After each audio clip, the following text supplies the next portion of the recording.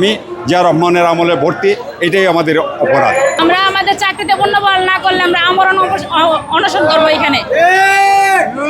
হয়তো আমরা চাকরি নিয়ে বাড়িতে ফিরবো, আর নয়তো আমাদের লাশ বাড়িতে যাবে। আমাদের সাথে এখনো বৈষম্য করা হইতেছে, সিনিয়র অফিসারদেরকে চাকরিতে পুনর্বহাল করতেছে।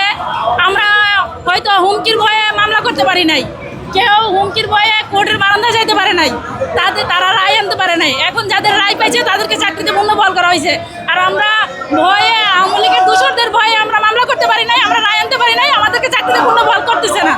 এবং কি বিভিন্ন গণমাধ্যমের দ্বারা তারা বুঝাইতেছে যে 1522 জনকে পুনর্বহাল করা হয়েছে। আসলে 1522 জনকে পুনর্বহাল করে নাই, না করেই তারা ভুয়া সংবাদ ছড়াইতেছে। এই জন্য আমরা এখানে অনশনে বসছি, যতক্ষণ পর্যন্ত আমাদের চাকরি ফিরিয়ে না দিবে ততক্ষণ আমরা আমরণ অনশন করবো এখানে। দাবি আমাদের হলো, আমরা প্রশাসনিক ট্রাইব্যুনালে মামলা চলছে, প্লাস আপনার হাইকোর্টের রায় পাইছি, জজ কোর্টের রায় পাইছি, এরপরে আমাদেরকে জয়েন করাচ্ছে না।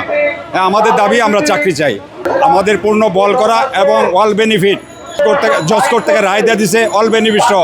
আবার সরকার আপিল করছে, আবার হাইকোর্টে 2টা বিচারপতি আমাদের ফুল বেনিফিট সহ চাকরিতে পূর্ণ বলের আদেশ দিয়েছে। এরপরও আমাদের চাকরি পাচ্ছি না, আমাদেরকে হয়রানি করা হচ্ছে এবং আমি জিয়া রহমানের আমলে ভর্তি, এটাই আমাদের অপরাধ।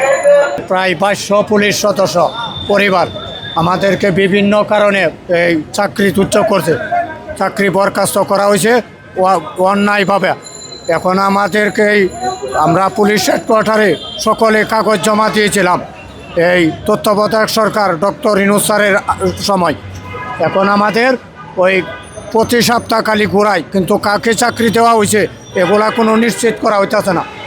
তাই আমাদের যে ইন্সপেক্টর জেনারেল অফ পুলিশ 13.5 বছর পরে চাকরি চাইছে এবং সারদাতে আছে একজন এসপি, ওনারা তো চাকরি ভোট চুরি করে এসে এখনও চাকরিতে কর্মরত আছে, তাইলে আমরা কেন চাকরি পাবো না?